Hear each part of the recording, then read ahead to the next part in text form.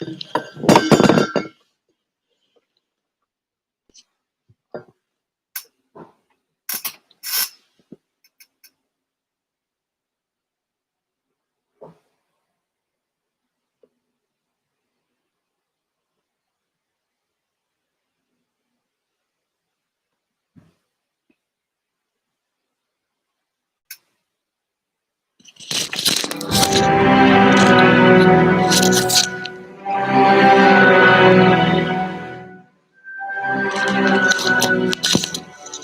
Book of Joshua.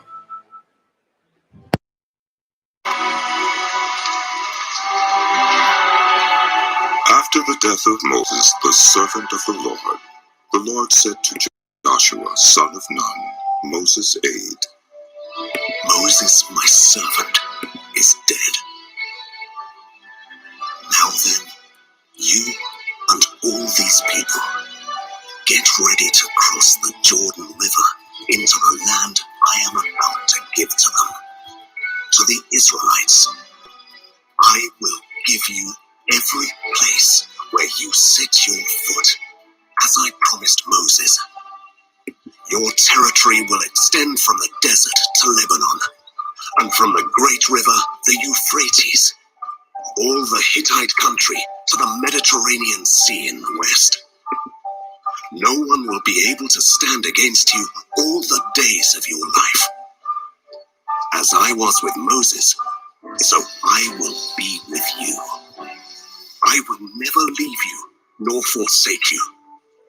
Be strong and courageous, because you will lead these people to inherit the land I swore to their ancestors to give them. Be strong and very courageous. Be careful to obey all the law my servant Moses gave you. Do not turn from it to the right or to the left, that you may be successful wherever you go. Keep this book of the law always on your lips. Meditate on it day and night, so that you may be careful to do everything written in it. Then you will be prosperous and successful. Have I not commanded you? Be strong and courageous. Do not be afraid. Do not be discouraged, for the Lord your God will be with you wherever you go. So Joshua ordered the officers of the people, go through the camp and tell the people, get your provisions ready. 3 days from now you will cross the Jordan here to go in and take possession of the land the Lord your God is giving you for your own. But to the Reubenites, the Gadites, and the half-tribe of Manasseh, Joshua said, remember the command that Moses, the servant of the Lord, gave you after he said, the Lord your God will give you rest by giving you this land. Your wives, your children, and your livestock may stay in the land that Moses gave you east of the Jordan. But all your fighting men, ready for battle, must cross over ahead of your fellow Israelites. You are to help them until the Lord gives them rest, as he has done for you, and until they too have taken possession of the land the Lord your God is giving them. After that, you may go back and occupy your own land, which Moses, the servant of the Lord, gave you east of the Jordan toward the sunrise. Then they answered Joshua, whatever you have commanded us, we will do, and wherever you send us, we will go.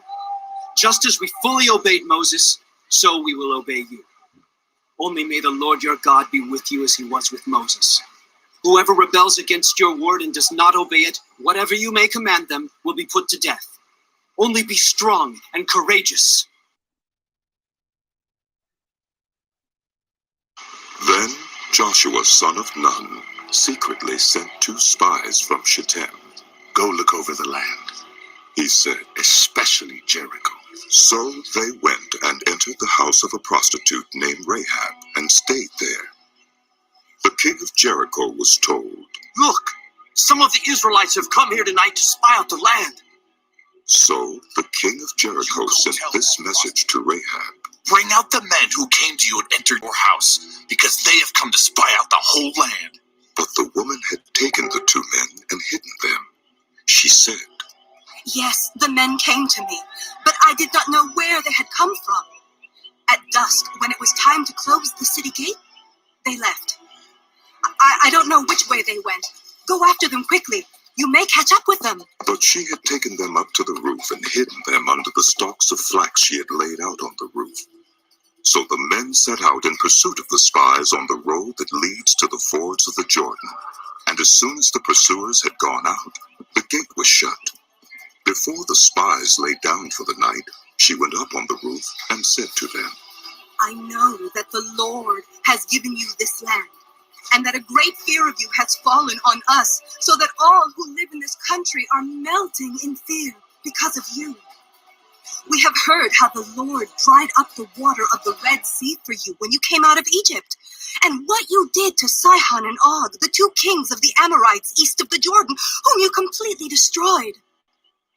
When we heard of it, our hearts melted in fear, and everyone's courage failed because of you. For the Lord your God is God in heaven above and on the earth below.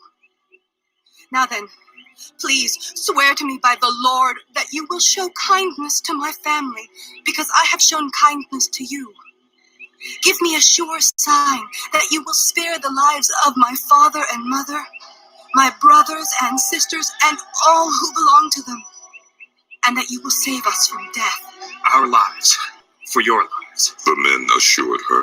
If you don't tell what we are doing, we will treat you kindly and faithfully when the Lord gives us the land. So she let them down by a rope through the window. Come this way. For the house she lived in was part of the city wall. She said to them, Go to the hills, so the pursuers will not find you. Hide yourselves there 3 days until they return, and then go on your way. Now the men had said to her, This oath you made us swear will not be binding on us unless, when we enter the land, you have tied this scarlet cord in the window through which you let us down. And unless you have brought your father and mother, your brothers, and all your family into your house. If any of them go outside your house into the street, their blood will be on their own heads. We will not be responsible. As for those who are in the house with you, their blood will be on our head if a hand is laid on them. But if you tell what we are doing, we will be released from the oath you made us swear. Agreed. She replied. Let it be as you say. So she sent them away, and they departed, and she tied the scarlet cord in the window. When they left, they went into the hills and stayed there 3 days, until the pursuers had searched all along the road and returned without finding them. Then the two men started back. They went down out of the hills, forded the river, and came to Joshua, son of Nun, and told him everything that had happened to them. They said to Joshua, The Lord has surely given the whole land into our hands. All the people are melting in fear because of us. Early in the morning, Joshua and all the Israelites set out from Shittim and went to the Jordan, where they camped before crossing over. After 3 days, the officers went throughout the camp, giving orders to the people. When you see the Ark of the Covenant of the Lord your God and the Levitical priests carrying it, you are to move out from your positions and follow it. Then you will know which way to go, since you've never been this way before. But keep a distance of about 2,000 cubits between you and the ark. Do not go near it. Joshua told the people, Consecrate yourselves, for tomorrow the Lord will do amazing things among you. Joshua said to the priests, Take up the Ark of the Covenant and pass on ahead of the people. So they took it up and went ahead of them. And the Lord said to Joshua, Today I will begin to exalt you in the eyes of all Israel, so they may know that I am with you, as I was with Moses. Tell the priests who carry the Ark of the Covenant, when you reach the edge of the Jordan's waters, go and stand in the river. Joshua said to the Israelites, Come here and listen to the words of the Lord your God. This is how you will know that the living God is among you, and that he will certainly drive out before you the Canaanites, Hittites, Hivites, Perizzites, Girgashites, Amorites, and Jebusites. See, The ark of the covenant of the Lord of all the earth will go into the Jordan ahead of you. Now, choose 12 men from the tribes of Israel, one from each tribe. And as soon as the priests who carry the ark of the Lord of all the earth, set foot in the Jordan, its waters flowing downstream will be cut off and stand up in a heap.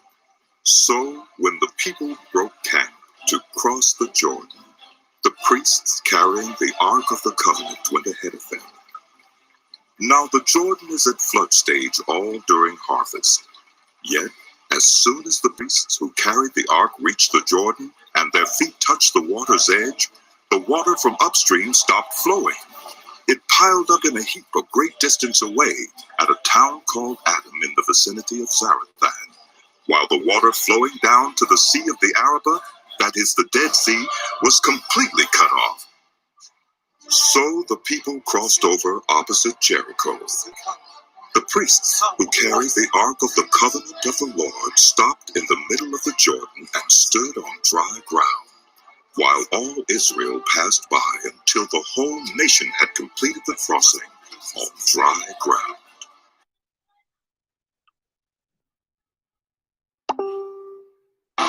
When the whole nation had finished crossing the Jordan, the Lord said to Joshua, Choose 12 men from among the people, one from each tribe, and tell them to take up 12 stones from the middle of the Jordan, from right where the priests are standing, and carry them over with you and put them down at the place where you stay tonight.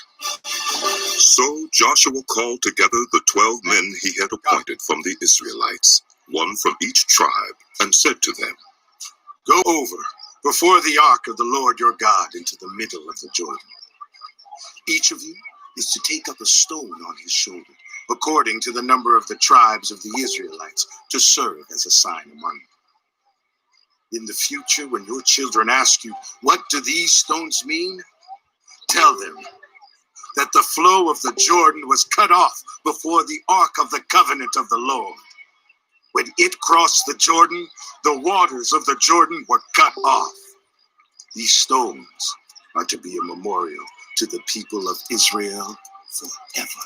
So the Israelites did as Joshua commanded them. They took 12 stones from the middle of the Jordan, according to the number of the tribes of the Israelites, as the Lord had told Joshua, and they carried them over with them to their camp, where they put them down. Joshua set up the 12 stones that had been in the middle of the Jordan at the spot where the priests who carried the Ark of the Covenant had stood, and they are there to this day.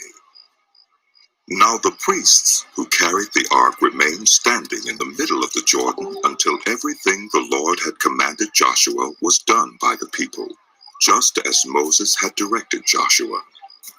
The people hurried over, and as soon as all of them had crossed, the ark of the Lord and the priests came to the other side while the people watched. The men of Reuben, Gad, and the half-tribe of Manasseh crossed over, ready for battle in front of the Israelites, as Moses had directed them. About 40,000 armed for battle crossed over before the Lord to the plains of Jericho for war. That day the Lord exalted Joshua in the sight of all Israel, and they stood in awe of him all the days of his life, just as they had stood in awe of Moses. Then the Lord said to Joshua, Command the priests carrying the Ark of the Covenant law to come up out of the Jordan. So Joshua commanded the priests, Come up out of the Jordan. and the priests came up out of the river, carrying the Ark of the Covenant of the Lord. No sooner had they set their feet on the dry ground than the waters of the Jordan returned to their place and ran at flood stage as before. On the 10th day of the first month, the people went up from the Jordan and camped at Gilgal on the eastern border of Jericho. And Joshua set up at Gilgal the 12 stones they had taken out of the Jordan. He said to the Israelites, In the future, when your descendants ask their parents, what do these stones mean? Tell them, Israel crossed the Jordan on dry ground. For the Lord your God dried up the Jordan before you until you had crossed over. The Lord your God did to the Jordan what he had done to the Red Sea when he dried it up before us until we had crossed over. He did this so that all the peoples of the earth might know that the hand of the Lord is powerful, and so that you might always fear the Lord your God.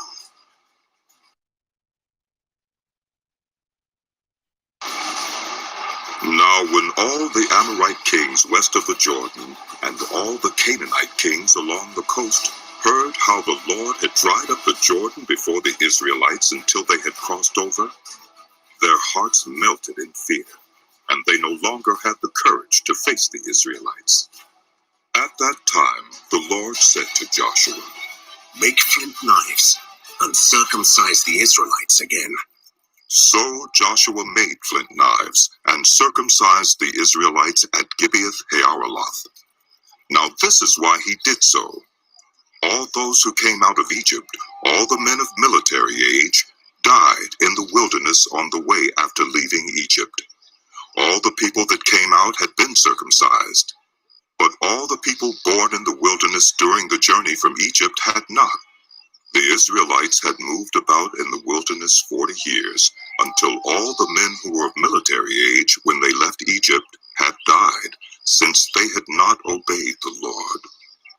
For the Lord had sworn to them that they would not see the land he had solemnly promised their ancestors to give us, a land flowing with milk and honey. So he raised up their sons in their place, and these were the ones Joshua circumcised. They were still uncircumcised because they had not been circumcised on the way. And after the whole nation had been circumcised, they remained where they were in camp until they were healed. Then the Lord said to Joshua, Today I have rolled away the reproach of Egypt from you. So the place has been called Gilgal to this day. On the evening of the 14th day of the month, while camped at Gilgal on the plains of Jericho, the Israelites celebrated the Passover. The day after the Passover, that very day, they ate some of the produce of the land, unleavened bread and roasted grain. The manna stopped the day after they ate this food from the land. There was no longer any manna for the Israelites, but that year they ate the produce of Canaan. Now when Joshua was near Jericho, he looked up and saw a man standing in front of him with a drawn sword in his hand. Joshua went up to him and asked, Are you for us or for our enemy? Neither, he replied. but as commander of the army of the Lord, I have now come. Then Joshua fell face down to the ground in reverence and asked him, What message does my Lord have for his servant? The commander of the Lord's army replied, Take off your sandals, for the place where you are standing is holy. and Joshua did so.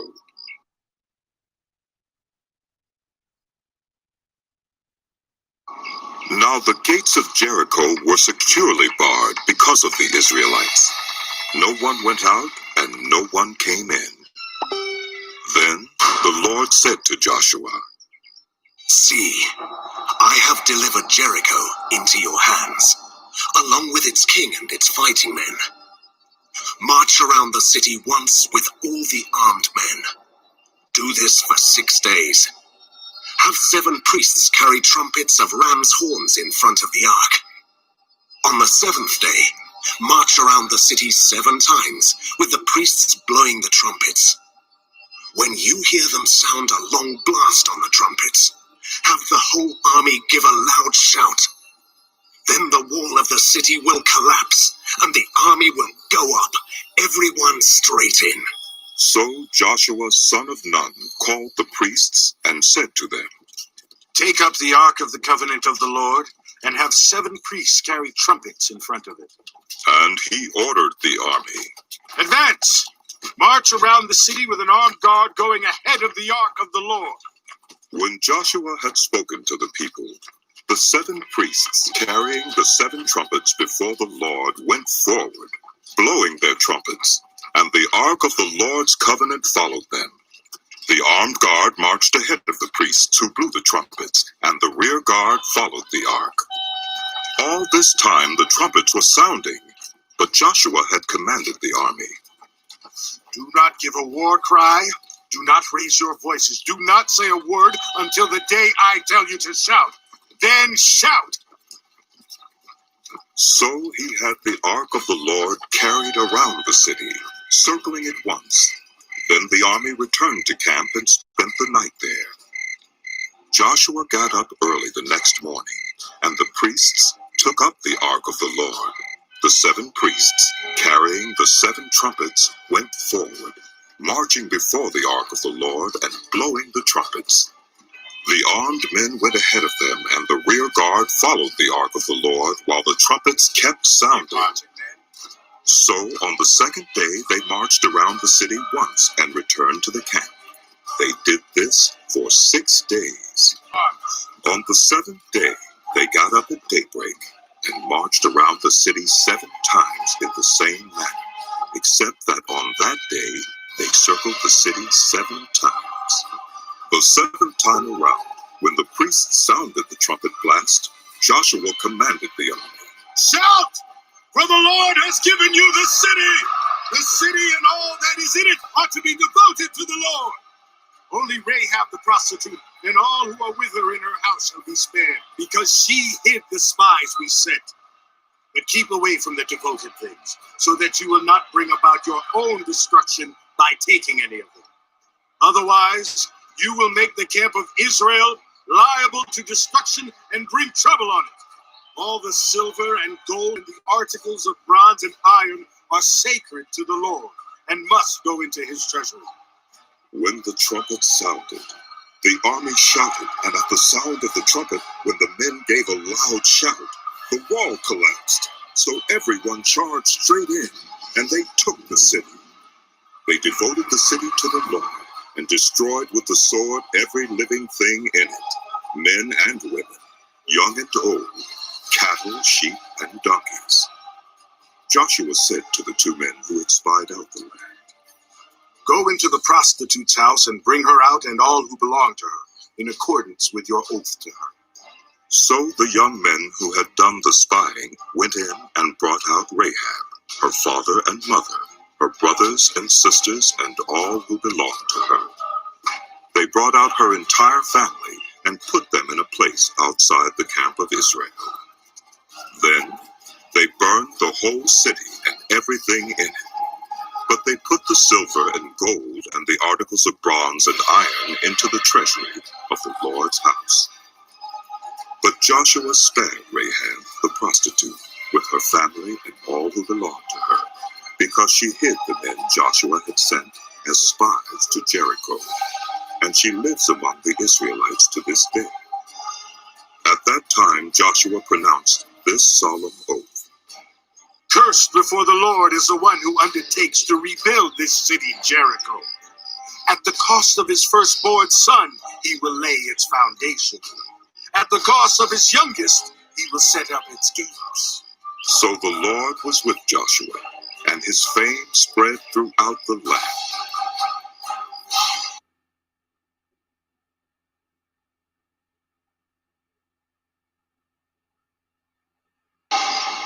But the Israelites were unfaithful in regard to the devoted things. Achan, son of Carmi, the son of Zimri, the son of Zerah, of the tribe of Judah, took some of them. So the Lord's anger burned against Israel. Now Joshua sent men from Jericho to Ai, which is near Bethaven, to the east of Bethel, and told them, Go up and spy out the region. So the men went up and spied out Ai. When they returned to Joshua, they said, Not all the army will have to go up against Ai. Send 2,000 or 3,000 men to take it, and do not weary the whole army, for only a few people live there. So about 3,000 went up, but they were routed by the men of Ai, who killed about 36 of them. They chased the Israelites from the city gate as far as the stone quarries, and struck them down on the slopes.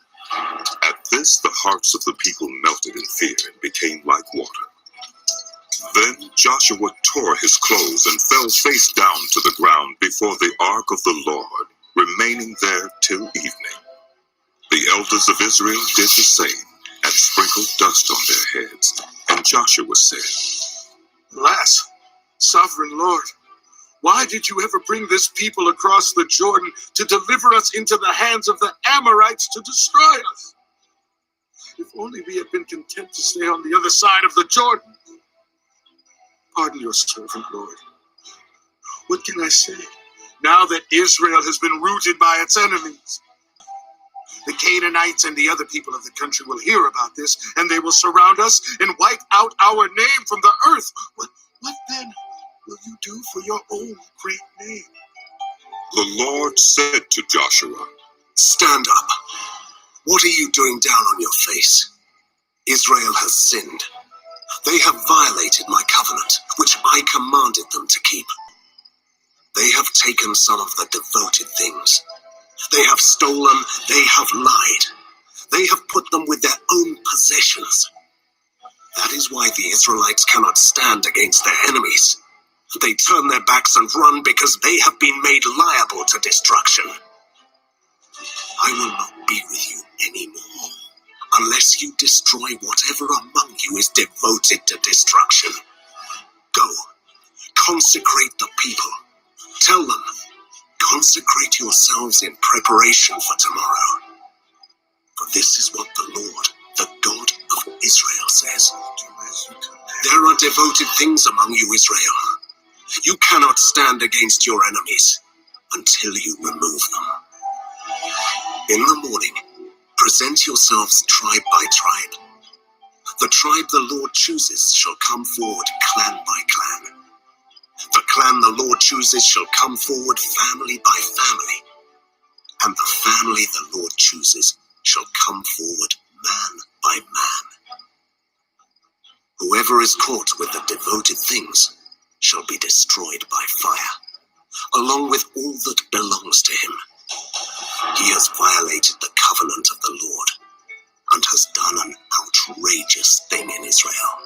Early the next morning, Joshua had Israel come forward by tribes, and Judah was chosen. The clans of Judah came forward, and the Zerahites were chosen. He had the clan of the Zerahites come forward by families, and Zimri was chosen. Joshua had his family come forward man by man, and Achan, son of Carmi, the son of Zimri, the son of Zerah of the tribe of Judah, was chosen. Then Joshua said to Achan, My son, give glory to the Lord, the God of Israel, and honor him. Tell me what you have done. Do not hide it from me. Achan replied, It is true. I have sinned against the Lord, the God of Israel. This is what I have done.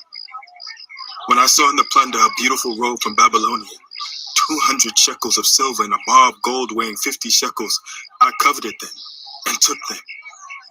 They are hidden in the ground inside my tent with the silver underneath. So Joshua sent messengers, and they ran to the tent. And there it was, hidden in his tent with the silver underneath. They took the things from the tent, brought them to Joshua and all the Israelites, and spread them out before the Lord. Then Joshua, together with all Israel, took Achan son of Zerah, the silver, the robe, the gold bar, his sons and daughters, his cattle, donkeys, and sheep, his tent, and all that he had, to the valley of Achor. Joshua said, Why have you brought this trouble on us? The Lord will bring trouble on you today. Then all Israel stoned him, and after they had stoned the rest, they burned them. Over Achan they heaped up a large pile of rocks, which remain to this day. Then the Lord turned from his fierce anger. Therefore that place has been called the Valley of Achor ever since.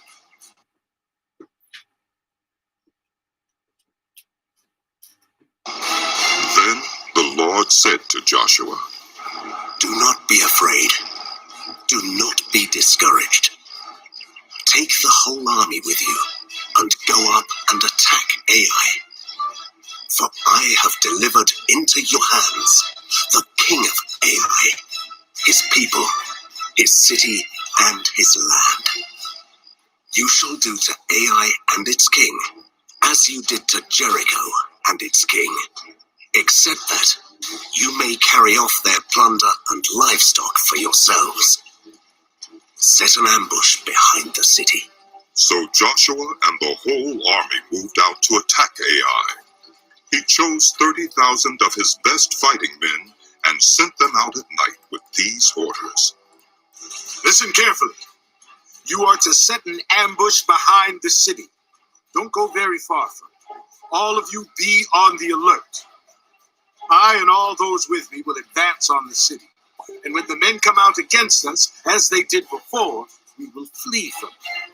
They will pursue us until we have lured them away from the city. For they will say, they are running away from us as they did before. So when we flee from them, you are to rise up from ambush and take the city. The Lord your God will give it into your hand.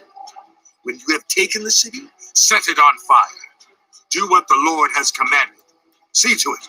You have my orders. Then Joshua sent them off, and they went to the place of ambush and lay in wait between Bethel and Ai, to the west of Ai. But Joshua spent that night with the people. Early the next morning, Joshua mustered his army, and he and the leaders of Israel marched before them to Ai. The entire force that was with him marched up and approached the city and arrived in front of it. They set up camp north of Ai, with the valley between them and the city. Joshua had taken about 5,000 men and set them in ambush between Bethel and Ai, to the west of the city. So the soldiers took up their positions, with the main camp to the north of the city and the ambush to the west of it. That night, Joshua went into the valley. When the king of Ai saw this, he and all the men of the city hurried out early in the morning to meet Israel in battle at a certain place overlooking the Arabah. But he did not know that an ambush had been set against him behind the city. Joshua and all Israel let themselves be driven back before them, and they fled toward the wilderness.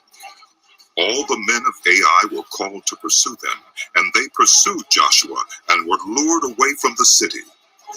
Not a man remained in Ai or Bethel who did not go after Israel. They left the city open and went in pursuit of Israel.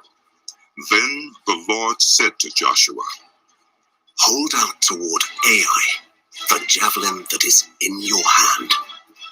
For into your hand I will deliver the city. So Joshua held out toward the city the javelin that was in his hand. As soon as he did this, the men in the ambush rose quickly from their position and rushed forward.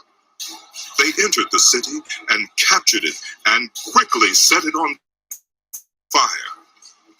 The men of Ai looked back and saw the smoke of the city rising up into the sky, but they had no chance to escape in any direction.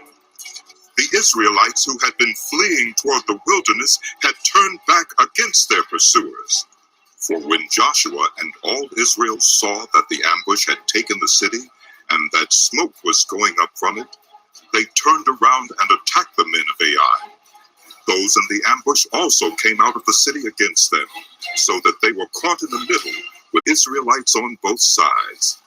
Israel cut them down, leaving them neither survivors nor fugitives. But they took the king of Ai alive and brought him to Joshua. When Israel had finished killing all the men of Ai in the fields and in the wilderness where they had chased them, and when every one of them had been put to the sword, all the Israelites returned to Ai and killed those who were in it. 12,000 men and women fell that day, all the people of Ai. For Joshua did not draw back the hand that held out his javelin until he had destroyed all who lived in Ai. But Israel did carry off for themselves the livestock and plunder of this city, as the Lord had instructed Joshua. So Joshua burned Ai and made it a permanent heap of ruins, a desolate place to this day. He impaled the body of the king of Ai on a pole and left it there until evening. At sunset, Joshua ordered them to take the body from the pole and throw it down at the entrance of the city gate. And they raised a large pile of rocks over it, which remains to this day. Then Joshua built on Mount Ebal an altar to the Lord, the God of Israel, as Moses, the servant of the Lord, had commanded the Israelites.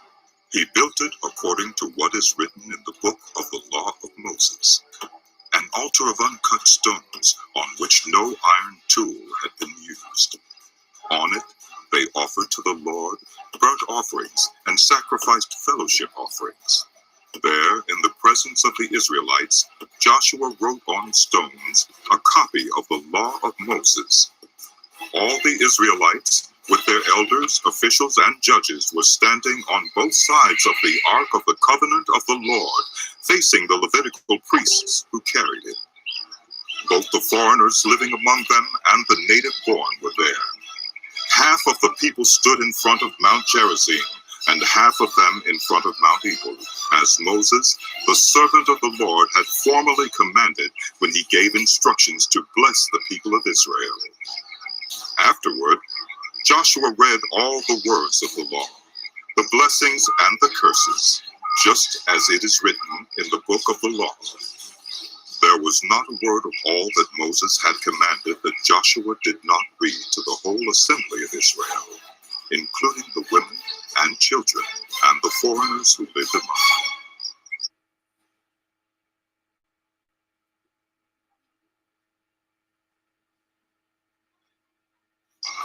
Now when all the kings west of the Jordan heard about these things, the kings in the hill country, in the western foothills, and along the entire coast of the Mediterranean Sea, as far as Lebanon, the kings of the Hittites, Amorites, Canaanites, Perizzites, Hivites, and Jebusites, they came together to wage war against Joshua and Israel. However, when the people of Gibeon heard what Joshua had done to Jericho and Ai, they resorted to a ruse. They went as a delegation whose donkeys were loaded with worn-out sacks and old wineskins, cracked and mended. They put worn and patched sandals on their feet and wore old clothes. All the bread of their food supply was dry and moldy. Then they went to Joshua in the camp at Gilgal and said to him and the Israelites, "We have come from a distant country. Make a treaty with us." The Israelites said to the Hivites, But perhaps you live near us, so how can we make a treaty with you? "Lord, we are your servants." they said to Joshua. But Joshua asked, Who are you, and where do you come from? they answered, "Your servants have come from a very distant country because of the fame of the Lord your God. For we have heard reports of him, all that he did in Egypt, and all that he did to the 2 kings of the Amorites east of the Jordan, Sihon, king of Heshbon, and Og, king of Bashan, who reigned in Ashtaroth. And our elders, and all those living in our country, said to us, 'Take provisions for your journey. Go and meet them, and say to them, "We are your servants. Make a treaty with us." This bread of ours was warm when we packed it at home on the day we left to come to you. But now see how dry and moldy it is. And these wineskins that we filled were new, but see how cracked they are. And our clothes and sandals are worn out by the very long journey." The Israelites sampled their provisions, but did not inquire of the Lord. Then Joshua made a treaty of peace with them to let them live, and the leaders of the assembly ratified it by oath. 3 days after they made the treaty with the Gibeonites, the Israelites heard that they were neighbors living near them. So the Israelites set out, and on the 3rd day came to their cities, Gibeon, Kephirah, Beeroth, and Kiriath Jearim. But the Israelites did not attack them, because the leaders of the assembly had sworn an oath to them by the Lord, the God of Israel. The whole assembly grumbled against the leaders, But all the leaders answered, We have given them our oath by the Lord, the God of Israel, and we cannot touch them now. This is what we will do to them. We will let them live, so that God's wrath will not fall on us for breaking the oath we swore to them. They continued, Let them live, but let them be woodcutters and water carriers in the service of the whole assembly. So the leader's promise to them was kept. Bring me the Gibeonites. Then Joshua summoned the Gibeonites and said, Why did you deceive us by saying, we live a long way from you, while actually you live near us? You are now under a curse. You will never be released from service as woodcutters and water carriers for the house of my God. They answered Joshua, Your servants were clearly told how the Lord your God had commanded his servant Moses to give you the whole land and to wipe out all its inhabitants from before you. So we fear for our lives because of you, and that is why we did this. We are now in your hands. Do to us whatever seems good and right to you. So Joshua saved them from the Israelites, and they did not kill them. That day he made the Gibeonites woodcutters and water carriers for the assembly, to provide for the needs of the altar of the Lord at the place the Lord would choose.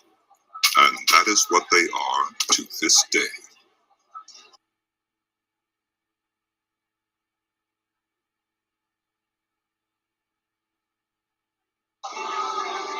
Now Adonai-Zedek, king of Jerusalem, heard that Joshua had taken Ai and totally destroyed it, doing to Ai and its king as he had done to Jericho and its king, and that the people of Gibeon had made a treaty of peace with Israel and had become their allies. He and his people were very much alarmed at this, because Gibeon was an important city, like one of the royal cities. It was larger than Ai, and all its men were good fighters. So Adonai-Zedek, king of Jerusalem, appealed to Hoham, king of Hebron, Piram, king of Jarmuth, Japhiah, king of Lachish, and Deber, king of Eglon. Come up and help me attack Gibeon, He said. because it has made peace with Joshua and the Israelites. Then the 5 kings of the Amorites, the kings of Jerusalem, Hebron, Jarmuth, Lachish, and Eglon, joined forces. They moved up with all their troops and took up positions against Gibeon and attacked it. The Gibeonites then sent word to Joshua in the camp at Gilgal. Do not abandon your servants. Come up to us quickly and save us. Help us, because all the Amorite kings from the hill country have joined forces against us. So Joshua marched up from Gilgal with his entire army, including all the best fighting men. The Lord said to Joshua, Do not be afraid of them. I have given them into your hand. Not one of them will be able to withstand you. After an all-night march from Gilgal, Joshua took them by surprise. The Lord threw them into confusion before Israel, so Joshua and the Israelites defeated them completely at Gibeon. Israel pursued them along the road going up to Beth-horon and cut them down all the way to Azekah and Makkedah. As they fled before Israel on the road down from Beth-horon to Azekah, the Lord hurled large hailstones down on them, and more of them died from the hail than were killed by the swords of the Israelites. On the day the Lord gave the Amorites over to Israel, Joshua said to the Lord in the presence of Israel, Sun, stand still over Gibeon, and you move over the valley of Ajalon. So the sun stood still, and the moon stopped, till the nation avenged itself on its enemies, as it is written in the book of Jasher. The sun stopped in the middle of the sky and delayed going down about a full day. There has never been a day like it before or since, a day when the Lord listened to a human being. Surely the Lord was fighting for Israel. Then Joshua returned with all Israel to the camp at Gilgal. Now the 5 kings had fled and hidden in the cave at Makkedah. When Joshua was told that the 5 kings had been found hiding in the cave at Makkedah, he said, Roll large rocks up to the mouth of the cave, and post some men there to guard it. But don't stop. Pursue your enemies. Attack them from the rear, and don't let them reach their cities, for the Lord your God has given them into your hand. So Joshua and the Israelites defeated them completely, but a few survivors managed to reach their fortified cities. The whole army then returned safely to Joshua in the camp at Makkedah, and no one uttered a word against the Israelites. Joshua said, "Open the mouth of the cave and bring those 5 kings out." So they brought the 5 kings out of the cave, the kings of Jerusalem, Hebron, Jarmuth, Lachish, and Eglon. When they had brought these kings to Joshua, he summoned all the men of Israel and said to the army commanders who had come with him, "Come here and put your feet on the necks of these kings." So they came forward and placed their feet on their necks. Joshua said to them, "Do not be afraid. Do not be discouraged. Be strong and courageous. This is what the Lord will do to all the enemies you are going to fight." Then Joshua put the kings to death and exposed their bodies on 5 poles, and they were left hanging on the poles until evening. At sunset, Joshua gave the order, and they took them down from the poles and threw them into the cave where they had been hiding. At the mouth of the cave, they placed large rocks, which are there to this day. That day, Joshua took Makkedah. He put the city and its king to the sword and totally destroyed everyone in it. He left no survivors, and he did to the king of Makkedah as he had done to the king of Jericho. Then Joshua and all Israel with him moved on from Makkedah to Libnah and attacked it. The Lord also gave that city and its king into Israel's hand. The city and everyone in it Joshua put to the sword. He left no survivors there, and he did to its king as he had done to the king of Jericho. Then Joshua and all Israel with him moved on from Libnah to Lachish. He took up positions against it and attacked it. The Lord gave Lachish into Israel's hands, and Joshua took it on the 2nd day. The city and everyone in it he put to the sword, just as he had done to Libnah. Meanwhile, Horam, king of Gezer, had come up to help Lachish, but Joshua defeated him and his army until no survivors were left. Then Joshua and all Israel with him moved on from Lachish to Eglon. They took up positions against it and attacked it. They captured it that same day and put it to the sword and totally destroyed everyone in it, just as they had done to Lachish. Then Joshua and all Israel with him went up from Eglon to Hebron and attacked it.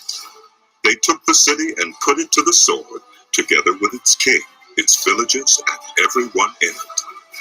They left no survivors, just as at Eglon. They totally destroyed it and everyone in it. Then Joshua and all Israel with him turned around and attacked Debir. They took the city, its king, and its villages, and put them to the sword. Everyone in it they totally destroyed. They left no survivors. They did to Debir and its king as they had done to Libnah and its king, and to Hebron. So Joshua subdued the whole region, including the hill country, the Negev, the western foothills, and the mountain slopes, together with all their kings. He left no survivors. He totally destroyed all who breathed, just as the Lord, the God of Israel, had commanded. Joshua subdued them from Kadesh Barnea to Gaza, and from the whole region of Goshen to Gibeon. All these kings and their lands Joshua conquered in one campaign, because the Lord, the God of Israel, fought for Israel. Then Joshua returned with all Israel to the camp at Gilgal.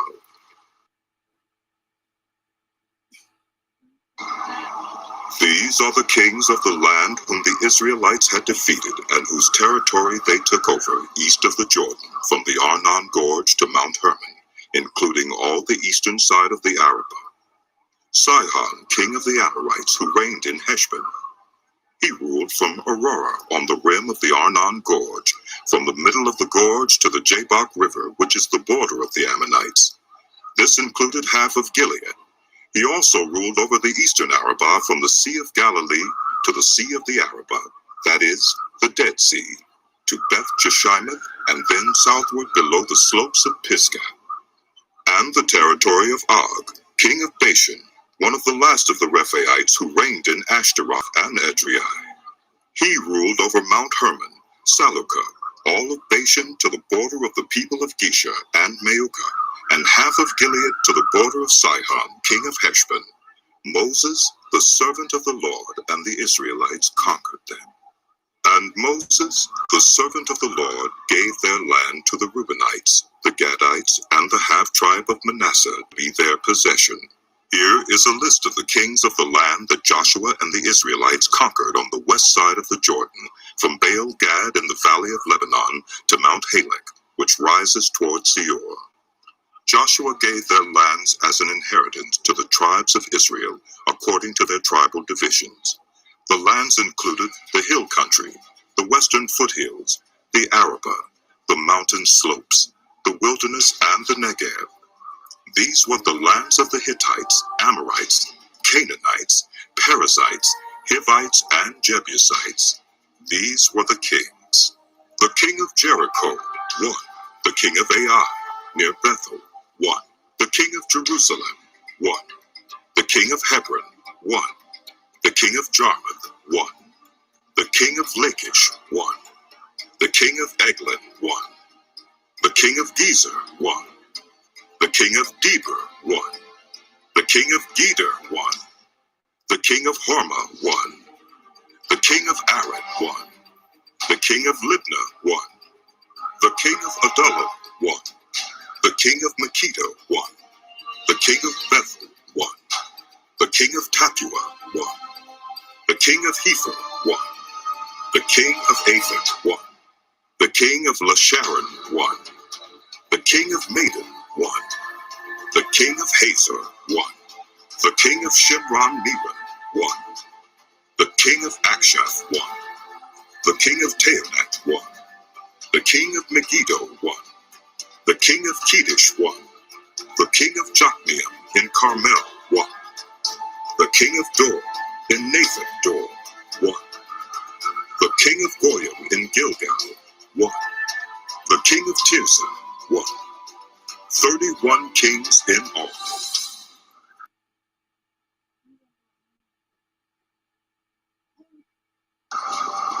When Joshua had grown old, the Lord said to him, You are now very old, and there are still very large areas of land to be taken over.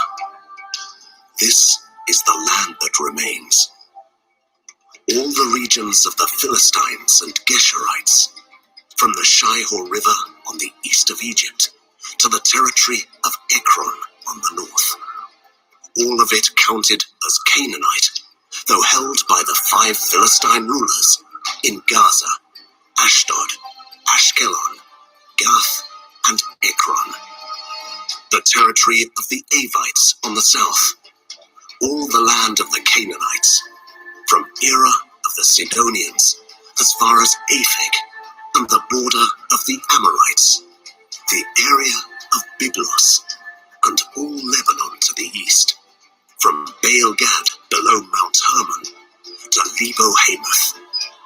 As for all the inhabitants of the mountain regions from Lebanon to Misrephoth-Maim, that is, all the Sidonians, I myself will drive them out before the Israelites. Be sure to allocate this land to Israel for an inheritance, as I have instructed you, and divide it as an inheritance among the 9 tribes and half of the tribe of Manasseh. The other half of Manasseh, the Reubenites and the Gadites, had received the inheritance that Moses had given them east of the Jordan, as he, the servant of the Lord, had assigned it to them. It extended from Aurora on the rim of the Arnon Gorge, and from the town in the middle of the gorge, and included the whole plateau of Medeba as far as Dibon, and all the towns of Sihon, king of the Amorites, who ruled in Heshbon, out to the border of the Ammonites. It also included Gilead, the territory of the people of Geshur and Maacah, all of Mount Hermon, and all Bashan, as far as Saluca. That is, the whole kingdom of Og in Bashan, who had reigned in Ashtaroth and Edrei. He was the last of the Rephaites. Moses had defeated them and taken over their land, but But the Israelites did not drive out the people of Gesher and Maacah, so they continue to live among the Israelites to this day.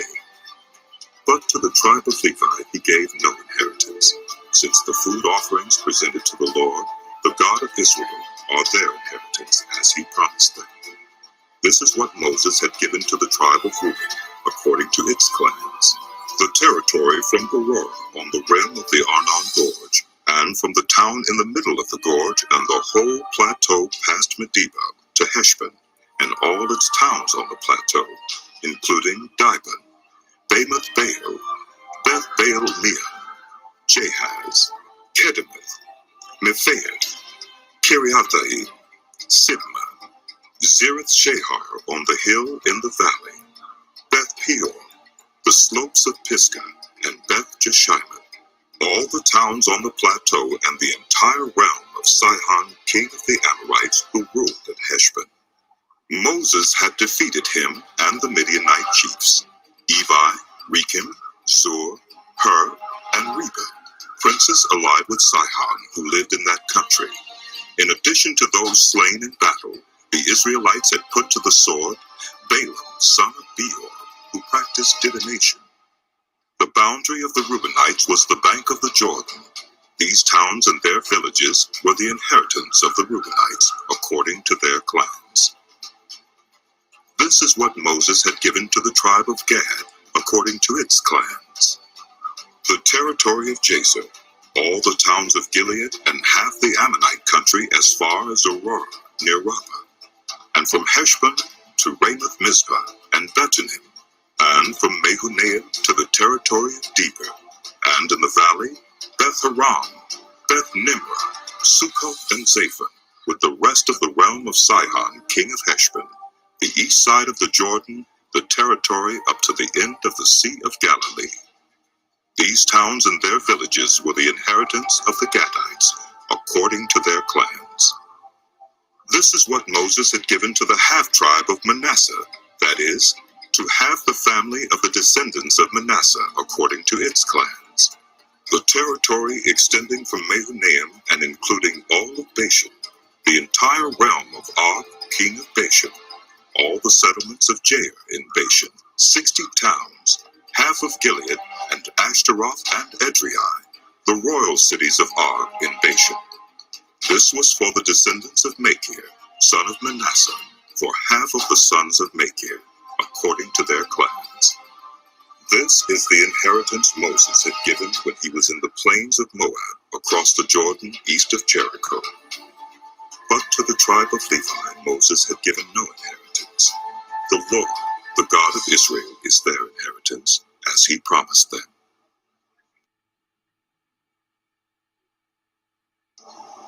Now these are the areas the Israelites received as an inheritance in the land of Canaan, which Eleazar the priest, Joshua son of Nun, and the heads of the tribal clans of Israel allotted to them.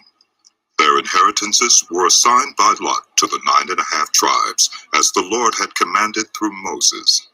Moses had granted the 2.5 tribes their inheritance east of the Jordan, but had not granted the Levites an inheritance among the rest. For Joseph's descendants had become 2 tribes, Manasseh and Ephraim. The Levites received no share of the land, but only towns to live in, with pasture lands for their flocks and herds. So the Israelites divided the land, just as the Lord had commanded Moses. Now the people of Judah approached Joshua at Gilgal, and Caleb, son of Jephunneh the Kenizzite, said to him, You know what the Lord said to Moses, the man of God at Kadesh Barnea, about you and me? I was 40 years old when Moses, the servant of the Lord, sent me from Kadesh Barnea to explore the land, and I brought him back a report according to my convictions. But my fellow Israelites, who went up with me, made the hearts of the people melt in fear. I, however, followed the Lord my God wholeheartedly. So on that day, Moses swore to me, the land on which your feet have walked will be your inheritance and that of your children forever, because you have followed the Lord my God wholeheartedly. Now then, Just as the Lord promised, he has kept me alive for 45 years since the time he said this to Moses, while Israel moved about in the wilderness. So here I am today, 85 years old. I am still as strong today as the day Moses sent me out. I'm just as vigorous to go out to battle now as I was then. Now give me this hill country that the Lord promised me that day. You yourself heard then that the Anakites were there, and their cities were large and fortified. But the Lord helping me, I will drive them out, just as he said. Then Joshua blessed Caleb, son of Jephunneh, and gave him Hebron as his inheritance. So Hebron has belonged to Caleb, son of Jephunneh the Kenizzite, ever since, because he followed the Lord, the God of Israel, wholeheartedly. Hebron used to be called Kiriath Arba, after Arba, who was the greatest man among the Anakites. Then the land had rest from war.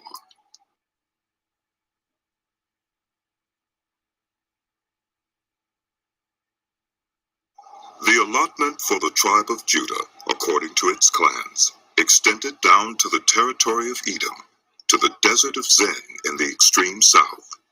Their southern boundary started from the bay at the southern end of the Dead Sea, crossed south of Scorpion Pass, continued on to Zin, and went over to the south of Kadesh Barnea. Then it ran past Hezron, up to Adar, and curved around to Karka. It then passed along to Asman, and joined the Wadi of Egypt, ending at the Mediterranean Sea. This is their southern boundary. The eastern boundary is the Dead Sea, as far as the mouth of the Jordan. The northern boundary started from the bay of the sea at the mouth of the Jordan, went up to Beth Hogla, and continued north of Beth Araba to the stone of Bohan, son of Reuben. The boundary then went up to Debir from the valley of Achor, and turned north to Gilgal, which faces the pass at Uduman, south of the gorge. It continued along to the waters of En-Shemesh, and came out at En-Rogel. Then it ran up the valley of Ben-Hinnom, along the southern slope of the Jebusite city, that is, Jerusalem. From there it climbed to the top of the hill west of the Hinnom Valley, at the northern end of the valley of Rephaim. From the hilltop the boundary headed toward the spring of the waters of Nephtoah, came out of the towns of Mount Ephraim, and went down toward Baalah, that is, Kiriath Jearim. Then it curved westward from Baalah to Mount Seir, ran along the northern slope of Mount Jearim, that is, Kesalon, continued down to Beth Shemesh, and crossed to Timnah. It went to the northern slope of Ekron, turned toward Shikharon, passed along to Mount Baalah, and reached Jabneel. The boundary ended at the sea. The western boundary is the coastline of the Mediterranean Sea. These are the boundaries around the people of Judah by their clans. In accordance with the Lord's command to him, Joshua gave to Caleb, son of Jephunneh, a portion in Judah, Kiriath Arba, that is, Hebron. Arba was the forefather of Anak. From Hebron, Caleb drove out the 3 Anakites, Shishai, Uhiman, and Talmai, the sons of Anak. From there he marched against the people living in Debir, formerly called Kiriath Sepher.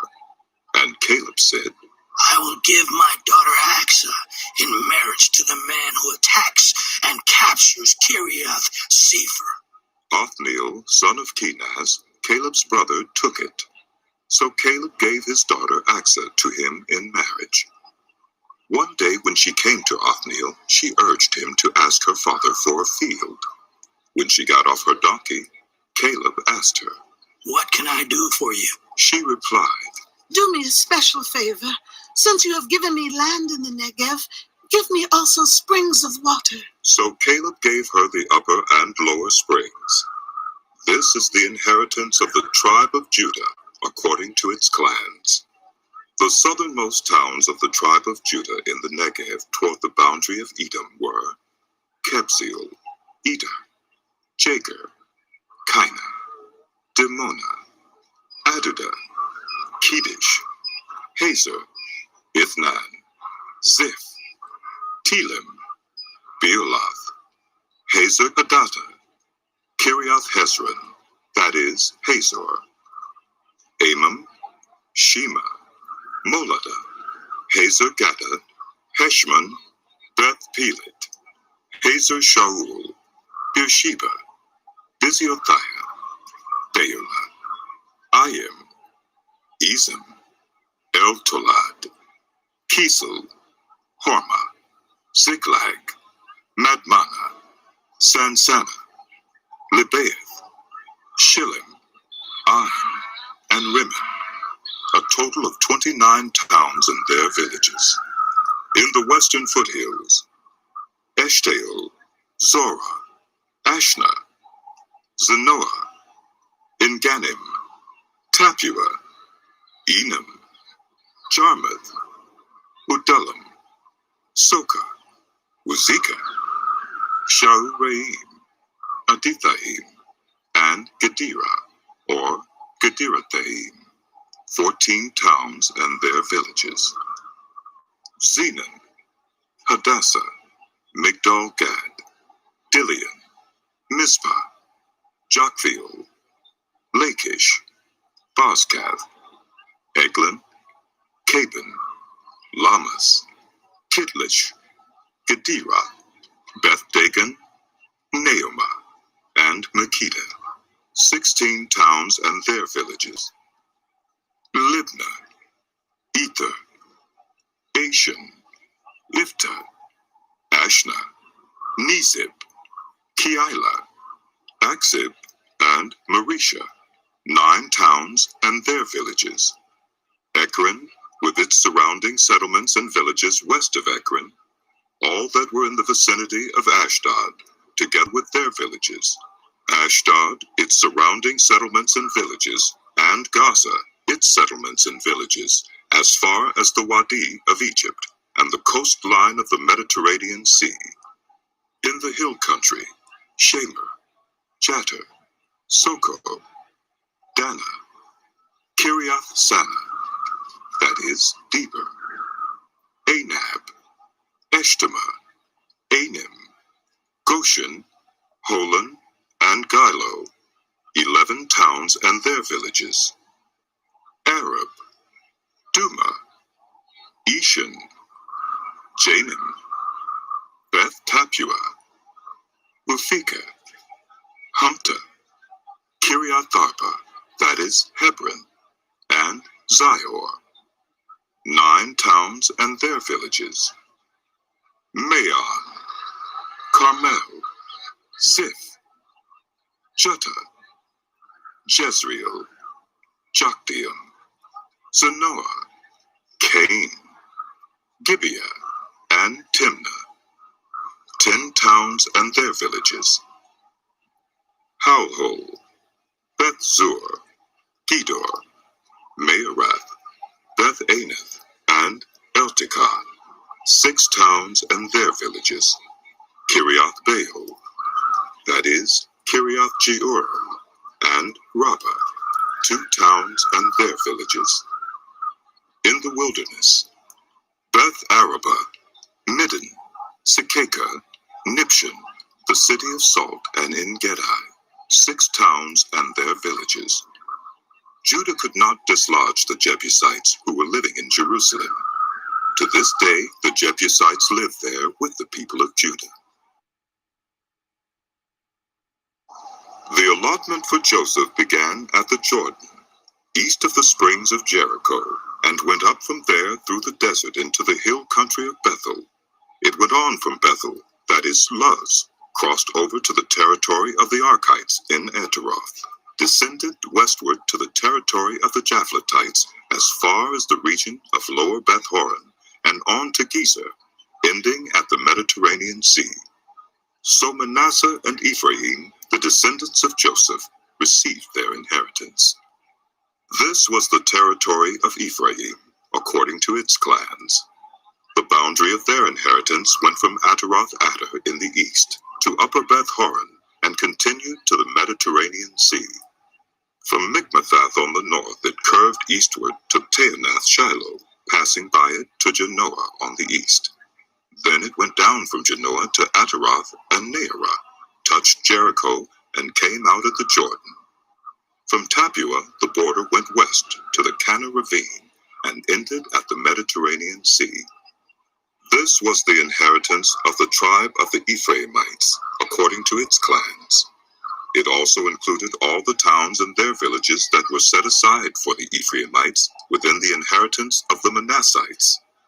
They did not dislodge the Canaanites living in Gezer.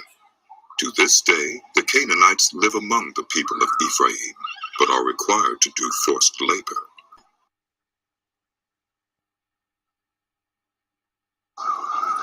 This was the allotment for the tribe of Manasseh as Joseph's firstborn, that is, for Machir, Manasseh's firstborn. Machir was the ancestor of the Gileadites, who had received Gilead and Bashan, because the Machirites were great soldiers.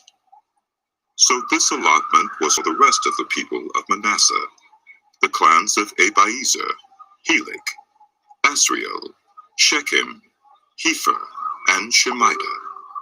These are the other male descendants of Manasseh, son of Joseph, by their clans.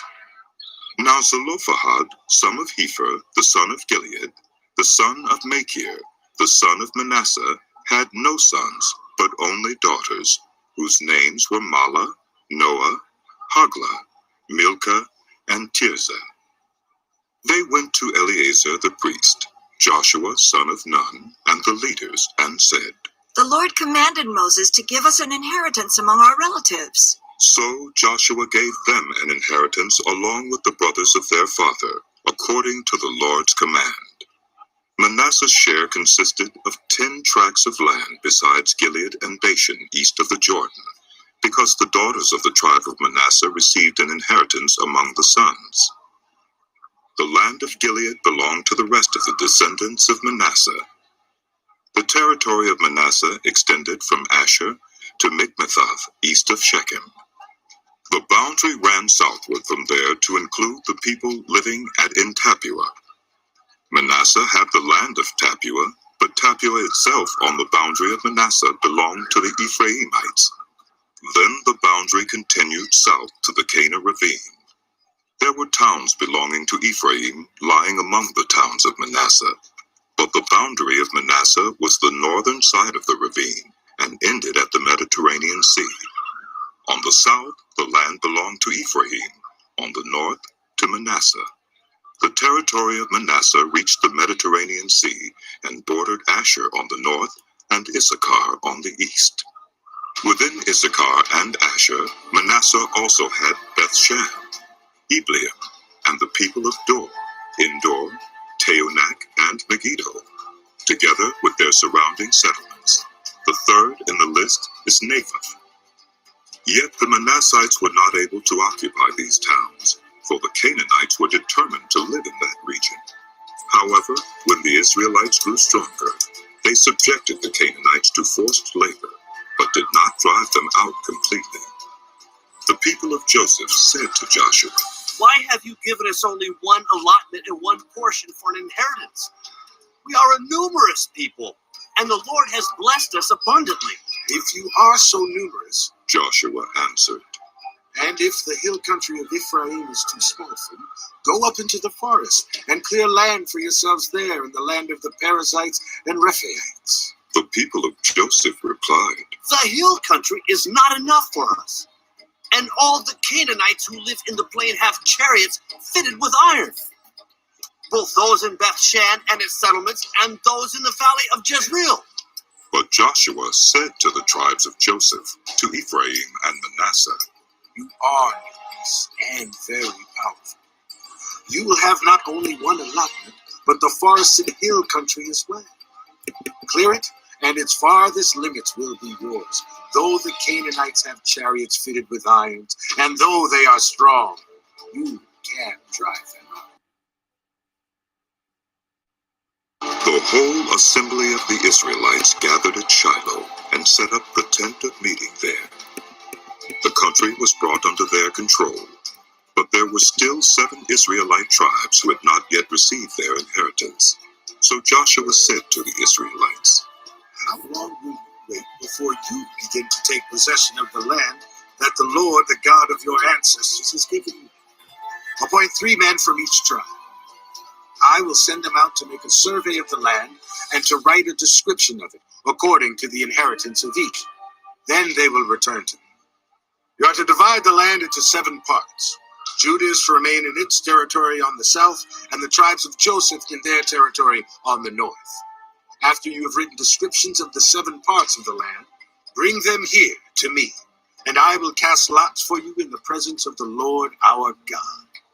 The Levites, however, do not get a portion among them, because the priestly service of the Lord is their inheritance. And Gad, Reuben, and the half-tribe of Manasseh have already received their inheritance on the east side of the Jordan. Moses, the servant of the Lord, gave it to them. As the men started on their way to map out the land, Joshua instructed them. Go and make a survey of the land and write a description. Then return to me, and I will cast lots for you here at Shiloh in the presence of the Lord. So the men left and went through the land. They wrote its description on a scroll, town by town, in 7 parts, and returned to Joshua in the camp at Shiloh. Joshua then cast lots for them in Shiloh in the presence of the Lord, and there he distributed the land to the Israelites according to their tribal divisions. The first lot came up for the tribe of Benjamin according to its clans. Their allotted territory lay between the tribes of Judah and Joseph. On the north side, their boundary began at the Jordan, passed the northern slope of Jericho, and headed west into the hill country, coming out at the wilderness of Beth-aven. From there it crossed to the south slope of Luz, that is, Bethel, and went down to Ataroth-Adar, on the hill south of lower Beth-horon.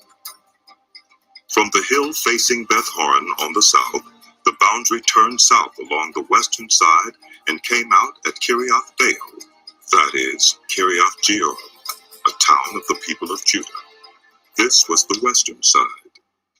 The southern side began at the outskirts of Kiriath-jearim on the west, and the boundary came out at the spring of the waters of Nephtoah.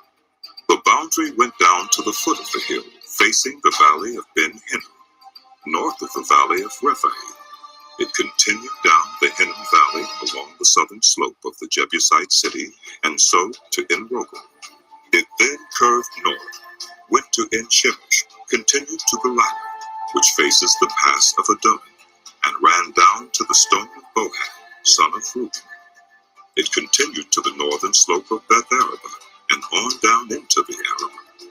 It then went to the northern slope of Beth-hoglah, and came out at the northern bay of the Dead Sea, at the mouth of the Jordan in the south. This was the southern boundary. The Jordan formed the boundary on the eastern side. These were the boundaries that marked out the inheritance of the clans of Benjamin on all sides. The tribe of Benjamin, according to its clans, had the following towns: Jericho, Beth-hoglah, Emek-keziz, Beth-arabah, Zemaraim, Bethel, Avim, Para, Ophrah, Kephar-ammoni, Ophni, and Geba, 12 towns and their villages: Gibeon, Ramah, Beeroth, Mizpah, Kephirah, Mozah, Rekem, Irpeel, Taralah, Selah, Haleth, the Jebusite city, that is Jerusalem, Gibeah, and Kiriath, 14 towns and their villages. This was the inheritance of Benjamin for its lands. The second lot came out for the tribe of Simeon according to its clans. Their inheritance lay within the territory of Judah. It included Beersheba, or Sheba, Moladah, Hazer-shaul, Bela, Ezem, Eltolad, Bethuel, Hormah, Ziklag, Beth-marcaboth, Hazer-susa, Beth-lebaoth, and Sheruin, 13 towns and their villages: Ain, Rimmon, Ether, and Ashan, 4 towns and their villages, and all the villages around these towns as far as Baalath-beer, Ramah in the Negev. This was the inheritance of the tribe of the Simeonites according to its clans. The inheritance of the Simeonites was taken from the share of Judah, because Judah's portion was more than they needed. So the Simeonites received their inheritance within the territory of Judah. The third lot came up for Zebulun according to its clans. The boundary of their inheritance went as far as Sarid. Going west, it ran to Maralah, touched Dabasheth, and extended to the ravine near Jokneam. It turned east from Sarid toward the sunrise to the territory of Kisloth-Tabor, and went on to Dabarath and up to Japhiah. Then it continued eastward to Gath-Hepher and Eth-Kazin. It came out at Rimmon and turned toward Neah. There the boundary went around on the north to Hanathan and ended at the valley of Ifta-El, including Beketheth, Nahalath, Shimron, Idalah, and Bethlehem. There were 12 towns and their villages. These towns and their villages were the inheritance of Zebulun, according to its clans. The fourth lot came out for Issachar, according to its clans. Their territory included Jezreel, Kisaloth, Shunem, Hapharaim, Shion, Benaharath, Rabbith, Kishion, Ebis, Remeth, En-Ganim, En-Hadah, and Beth-Pazzez. The boundary touched Tabor, Shahazumah, and Beth-Shemesh, and ended at the Jordan. There were 16 towns and their villages. These towns and their villages were the inheritance of the tribe of Issachar according to its clans. The fifth lot came out for the tribe of Asher according to its clans. Their territory included Helkath, Halai, Beaton, Akshaph, Elimelech, Amad, and Mishal. On the west, the boundary touched Carmel and Sihor-Libnath.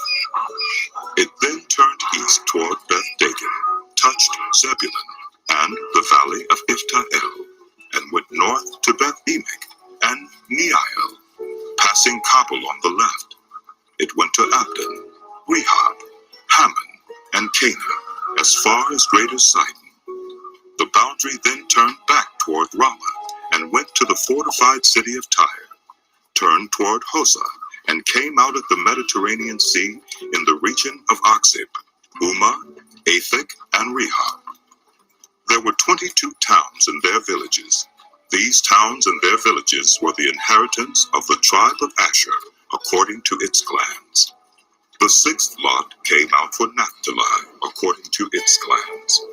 Their boundary went from Heleph and the large tree in Zeunaim, passing Adumai-Nekib and Jabneel to Lakim and ending at the Jordan. The boundary ran west through Asnath-Tabor and came out at Hukok. It touched Zebulun on the south, Asher on the west, and the Jordan on the east. The fortified towns were Zidin, Zer, Hamath, Raketh, Kinnereth, Adamah, Ramah, Hazor, Kedesh, Edrei, En-Hazor, Iron, Migdal-El, Horem, Beth-Anath, and Beth-Shemesh.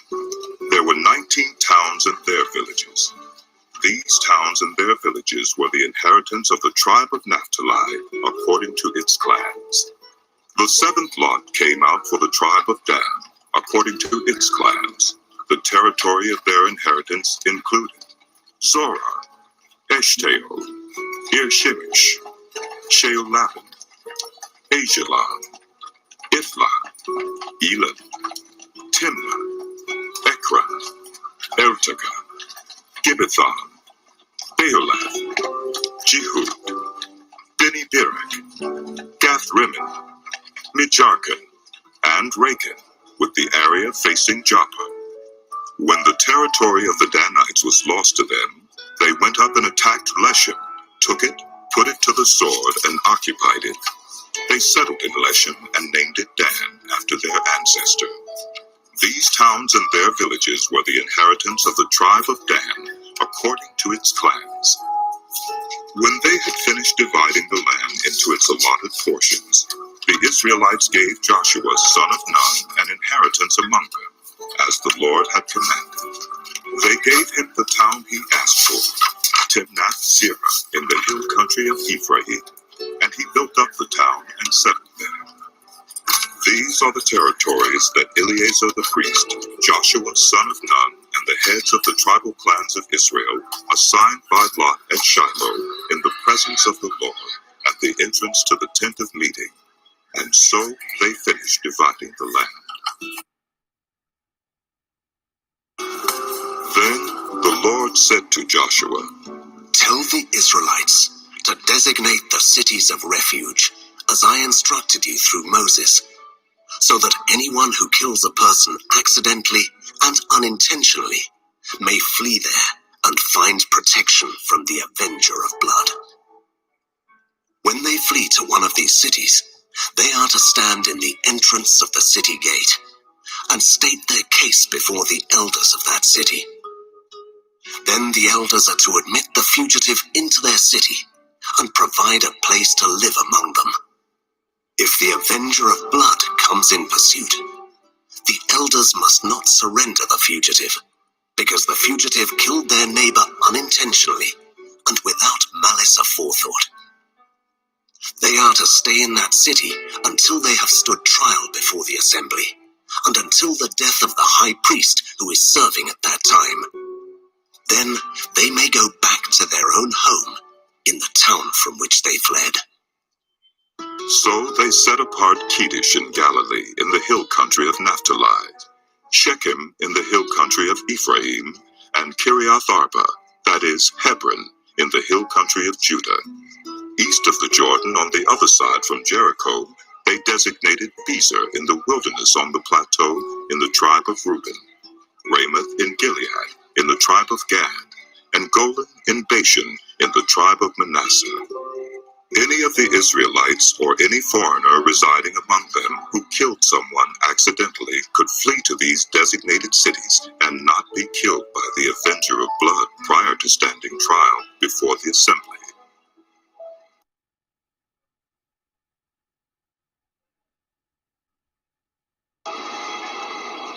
Now the family heads of the Levites approached Eleazar the priest, Joshua son of Nun, and the heads of the other tribal families of Israel at Shiloh in Canaan, and said to them, "The Lord commanded through Moses that you give us towns to live in, with pasture lands for our livestock."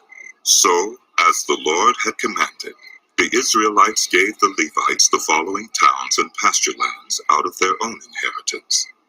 The first lot came out for the Kohathites, according to their clans. The Levites, who were descendants of Aaron the priest, were allotted 13 towns from the tribes of Judah, Simeon, and Benjamin. The rest of Kohath's descendants were allotted 10 towns from the clans of the tribes of Ephraim, Dan, and half of Manasseh. The descendants of Gershon were allotted 13 towns from the clans of the tribes of Issachar, Asher, Naphtali, and the half-tribe of Manasseh in Bashan. The descendants of Merari, according to their clans, received 12 towns from the tribes of Reuben, Gad, and Zebulun. So the Israelites allotted to the Levites these towns and their pasture lands, as the Lord had commanded through Moses. From the tribes of Judah and Simeon, they allotted the following towns by name. These towns were assigned to the descendants of Aaron, who were from the Kohathite clans of the Levites, because the first lot fell to them. They gave them Kiriath Arba, that is Hebron, with its surrounding pasture land in the hill country of Judah. Arba was the forefather of Anak, but the fields and villages around the city they had given to Caleb, son of Jephunneh, as his possession. So to the descendants of Aaron the priest, they gave Hebron, a city of refuge for one accused of murder, Libnah, Jattir, Eshtemoa, Holon, Deber, Ain, Jutah, and Beth Shemesh, together with their pasture lands, 9 towns from these 2 tribes. And from the tribes of Benjamin, they gave them Gibeon, Geba, Anathoth, and Almon, together with their pasture lands, 4 towns. The total number of towns for the priests, the descendants of Aaron, came to 13, together with their pasture lands. The rest of the Kohathite clans of the Levites were allotted towns from the tribe of Ephraim. In the hill country of Ephraim, they were given Shechem, a city of refuge for one accused of murder, and Gezer, Kibzahim, and Beth-horon, together with their pasture lands, 4 towns. Also from the tribe of Dan, they received Eltekeh, Gibbethon, Ajalon, and Gath-rimmon, together with their pasture lands, 4 towns. From half the tribe of Manasseh, they received Taanach and Gath-rimmon, together with their pasture lands, 2 towns. All these 10 towns and their pasture lands were given to the rest of the Kohathite clans. The Levite clans of the Gershonites were given, from the half-tribe of Manasseh, Golan in Bashan, a city of refuge for one accused of murder, and Be-eshterah, together with their pasture lands, 2 towns. From the tribe of Issachar, Kishion, Daberath, Jarmuth, and Engannim, together with their pasture lands, 4 towns. From the tribe of Asher, Mishal, Adgad, Helketh, and Rehob, together with their pasture lands, 4 towns. From the tribe of Naphtali, Kedesh in Galilee, a city of refuge for one accused of murder, Hamath Dor and Karta, together with their pasture lands, 3 towns. The total number of towns of the Gershonite clans came to 13, together with their pasture lands. The Merarite clans, the rest of the Levites, were given, from the tribe of Zebulun, Jokneam, Karta, Dimnah, and Nahalal, together with their pasture lands, 4 towns. From the tribe of Reuben, Bezer, Jahaz, Kedemoth, and Mephaeth, together with their pasture lands, 4 towns. From the tribe of Gad, Ramoth in Gilead, a city of refuge for one accused of murder, Mehunaim, Heshbon, and Jazer, together with their pasture lands, 4 towns in all. The total number of towns allotted to the Merarite clans, who were the rest of the Levites, came to 12. The towns of the Levites in the territory held by the Israelites were 48 in all, together with their pasture lands. Each of these towns had pasture lands surrounding it. This was true for all these towns. So the Lord gave Israel all the land he had sworn to give their ancestors, and they took possession of it and settled there.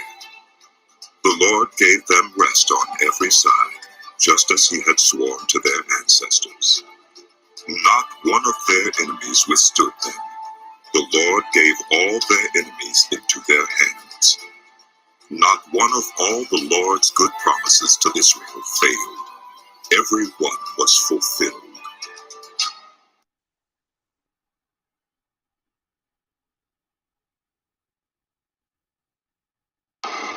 Then Joshua summoned the Reubenites, the Gadites, and the half-tribe of Manasseh, and said to them, You have done all that Moses, the servant of the Lord, commanded, and you have obeyed me in everything I commanded. For a long time now, to this very day, you have not deserted your fellow Israelites, but have carried out the mission the Lord your God gave you. Now that the Lord your God has given them rest as he promised, return to your homes in the land that Moses, the servant of the Lord, gave you on the other side of the Jordan. But be very careful to keep the commandment and the law that Moses, the servant of the Lord, gave you, to love the Lord your God, to walk in obedience to him, to keep his commands, to hold fast to him, and to serve him with all your heart and with all your soul. Then Joshua blessed them and sent them away, and they went to their homes. To the half-tribe of Manasseh, Moses had given land in Bashan, and to the other half of the tribe, Joshua gave land on the west side of the Jordan, along with their fellow Israelites. When Joshua sent them home, he blessed them, saying, Return to your homes with your great wealth, with large herds of livestock, with silver, gold, bronze, and iron, and a great quantity of clothing, and divide the plunder from your enemies with your fellow Israelites. So the Reubenites, the Gadites, and the half-tribe of Manasseh left the Israelites at Shiloh in Canaan to return to Gilead, their own land, which they had acquired in accordance with the command of the Lord through Moses. When they came to Geliloth near the Jordan in the land of Canaan, the Reubenites, the Gadites, and the half-tribe of Manasseh built an imposing altar there by the Jordan. And when the Israelites heard that they had built the altar on the border of Canaan at Geliloth near the Jordan on the Israelite side, the whole assembly of Israel gathered at Shiloh to go to war against them. So the Israelites sent Phinehas, son of Eleazar, the priest, to the land of Gilead, to Reuben, Gad, and the half-tribe of Manasseh. With him they sent 10 of the chief men, one from each of the tribes of Israel, each the head of a family division among the Israelite clans. When they went to Gilead, to Reuben, Gad, and the half-tribe of Manasseh, they said to them, The whole assembly of the Lord says, How could you break faith with the God of Israel like this? How could you turn away from the Lord and build yourselves an altar in rebellion against him now?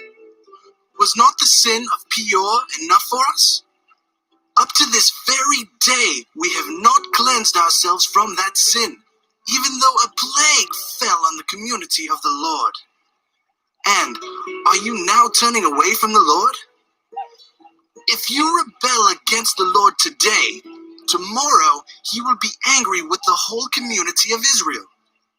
If the land you possess is defiled, come over to the Lord's land, where the Lord's tabernacle stands, and share the land with us. But do not rebel against the Lord or against us by building an altar for yourselves, other than the altar of the Lord our God. When Achan, son of Zerah, was unfaithful in regard to the devoted things, did not wrath come on the whole community of Israel? He was not the only one who died for his sin. Then Reuben, Gad, and the half-tribe of Manasseh replied to the heads of the clans of Israel, The mighty one, God the Lord, the mighty one, God the Lord, he knows, and let Israel know. If this has been in rebellion or disobedience to the Lord, do not spare us this day. If we have built our own altar to turn away from the Lord and to offer burnt offerings and grain offerings or to sacrifice fellowship offerings on it, may the Lord himself call us to account. No, we did it for fear that someday your descendants might say to ours, What do you have to do with the Lord, the God of Israel? The Lord has made the Jordan a boundary between us and you.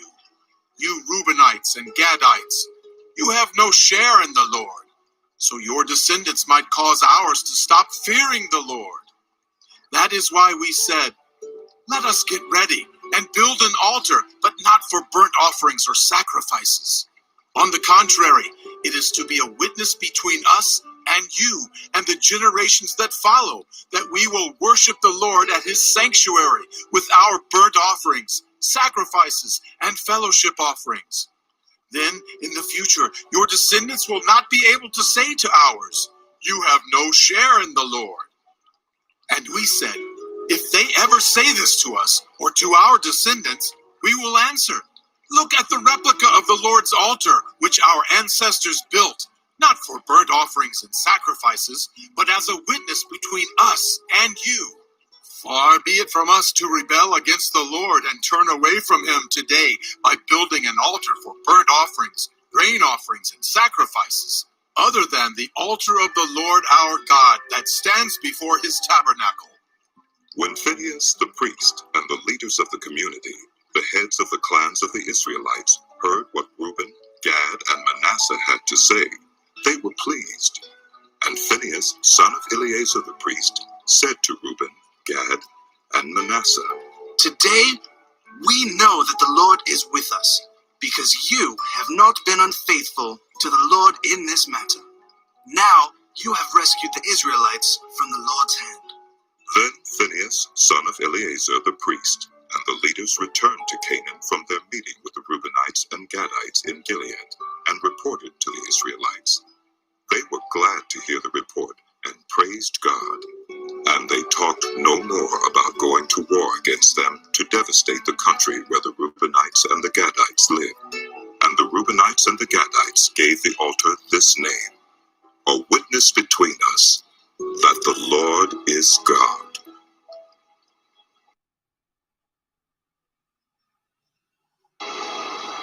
After a long time had passed, and the Lord had given Israel rest from all their enemies around them, Joshua, by then a very old man, summoned all Israel, their elders, leaders, judges, and officials, and said to them, I am very old. You yourselves have seen everything the Lord your God has done to all these nations for your sake. It was the Lord your God who fought for you. Remember how I have allotted as an inheritance for your tribes all the land of the nations that remain. The nations I conquered between the Jordan and the Mediterranean Sea in the west. The Lord your God himself will push them out for your sake. He will drive them out before you, and you will take possession of their land as the Lord your God promised you. Be very strong. Be careful to obey all that is written in the book of the law of Moses without turning aside to the right or to the left. Do not associate with these nations that remain among you. Do not invoke the names of their gods or swear by them. You must not serve them or bow down to them.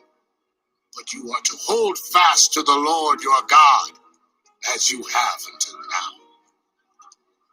The Lord has driven out before you great and powerful nations. To this day, no one has been able to withstand you. One of you roots 1,000, because the Lord your God fights for you, just as he promised. So be very careful to love the Lord your God. But if you turn away and ally yourselves with the survivors of these nations that remain among you, and if you intermarry with them and associate with them, then you may be sure that the Lord your God will no longer drive out these nations before you. Instead, they will become snares and traps for you, whips on your backs and thorns in your eyes, until you perish from this good land which the Lord your God has given you.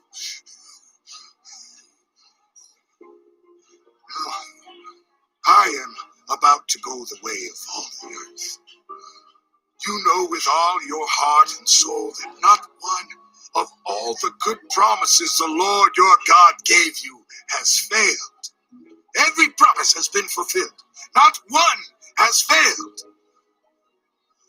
But just as all the good things the Lord your God has promised you have come to you, so he will bring on you all the evil things he has threatened, until the Lord your God has destroyed you from this good land he has given you. If you violate the covenant of the Lord your God, which he commanded you, and go and serve other gods and bow down to them, the Lord's anger will burn against you, and you will quickly perish from the good land he has given you.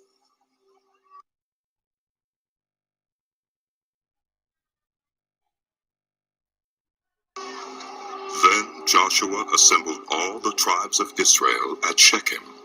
He summoned the elders, leaders, judges, and officials of Israel, and they presented themselves before God. Joshua said to all the people, This is what the Lord, the God of Israel, says. Long ago, your ancestors, including Terah, the father of Abraham and Nahor, lived beyond the Euphrates River and worshipped other gods. But I took your father Abraham from the land beyond the Euphrates and led him throughout Canaan and gave him many descendants. I gave him Isaac, and to Isaac I gave Jacob and Esau. I assigned the hill country of Seir to Esau, but Jacob and his family went down to Egypt. Then I sent Moses and Aaron, and I afflicted the Egyptians by what I did there, and I brought you out. When I brought your people out of Egypt, you came to the sea, and the Egyptians pursued them with chariots and horsemen as far as the Red Sea. But they cried to the Lord for help, and he put darkness between you and the Egyptians. He brought the sea over them and covered them.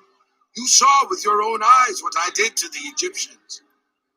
Then you lived in the wilderness for a long time. I brought you to the land of the Amorites, who lived east of the Jordan.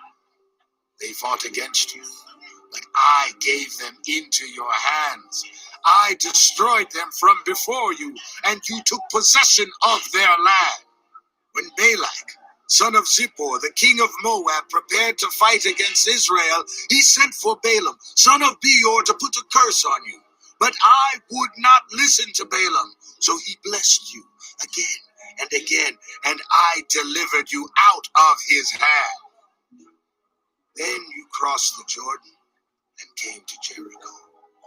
The citizens of Jericho fought against you, as did also the Amorites, Perizzites, Canaanites, Hittites, Girgashites, Hivites, and Jebusites. But I gave them into your hands.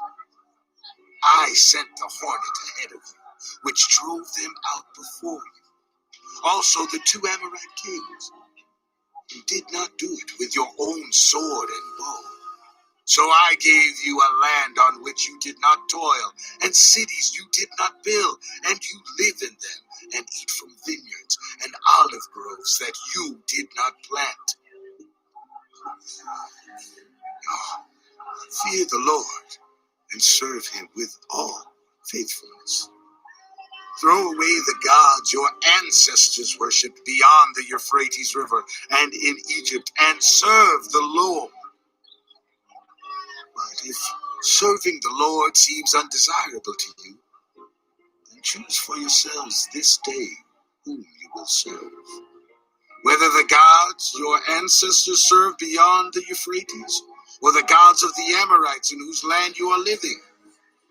But as for me and my household, we will serve the Lord. Then the people answered, Far be it from us to forsake the Lord to serve other gods. It was the Lord, our God himself, who brought us and our parents up out of Egypt, from that land of slavery, and performed those great signs before our eyes. He protected us on our entire journey, and among all the nations through which we traveled. And the Lord drove out before us all the nations, including the Amorites who lived in the land. We too will serve the Lord, because he is our God. Joshua said to the people, You are not able to serve the Lord. He is a holy God. He is a jealous God. He will not forgive your rebellion and your sins. If you forsake the Lord and serve foreign gods, he will turn and bring disaster on you and make an end of you after he has been good to you. But the people said to Joshua, No, we will serve the Lord. Then Joshua said, You are witnesses against yourselves that you have chosen to serve the Lord. Yes, we are witnesses. They replied. Now then, said Joshua, throw away the foreign gods that are among you, and yield your hearts to the Lord, the God of Israel. And the people said to Joshua, We will serve the Lord our God and obey him. On that day, Joshua made a covenant for the people, and there at Shechem he reaffirmed for them decrees and laws. And Joshua recorded these things in the book of the law of God. Then he took a large stone and set it up there under the oak, near the holy place of the Lord. See, he said to all the people, this stone will be a witness against us. It has heard all the words the Lord has said to us. It will be a witness against you if you are untrue to your God. Then Joshua dismissed the people, each to their own inheritance. After these things, Joshua, son of Nun, the servant of the Lord, died at the age of 110, and they buried him in the land of his inheritance at Timnath-serah, in the hill country of Ephraim, north of Mount Gaish. Israel served the Lord throughout the lifetime of Joshua and of the elders who outlived him and who had experienced everything the Lord had done for Israel. And Joseph's bones, which the Israelites had brought up from Egypt, were buried at Shechem in the tract of land that Jacob bought for 100 pieces of silver from the sons of Hamor, the father of Shechem. This became the inheritance of Joseph's descendants. And Eleazar, son of Aaron, died and was buried at Gibeah, which had been allotted to his son Phinehas, in the hill country of Ephraim.